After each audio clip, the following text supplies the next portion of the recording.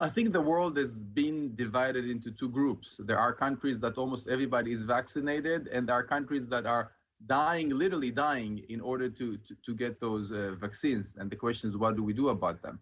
Now, one of the problems, if you think about Africa, if you think about other parts of the world, logistically, it's almost impossible when you need to get an injection and it has to be at a -70, it's almost impossible to reach these parts of the world.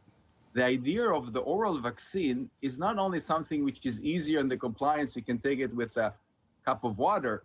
The idea of oral vaccine is that you don't need a professional to administer it.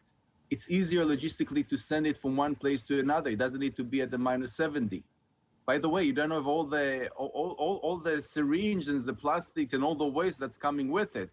So there's really not much of a choice. It's not a luxurious product. It's an essential product that needs to come as we're getting into the era that we'll have to have the boosts and the vaccines on a regular basis. You mentioned clinical trials will begin shortly. How long do you anticipate those will take before you can then get approvals and start production?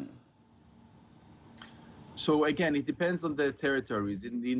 We're looking now for the emergency approval, and we are in touch with a few different countries, and obviously it depends on the need. So for example, countries that are doing well on the vaccines, it's probably going to go a little bit slower, but other countries that even have an economic incentive, or they really want to make sure that they can get their hands on the vaccine, they can potentially approve it much faster. You have to remember that our vaccine, not only that it's oral, because it's made out of 3 proteins, it is a better protection against the variants. And the biggest issue we have now is with the variants.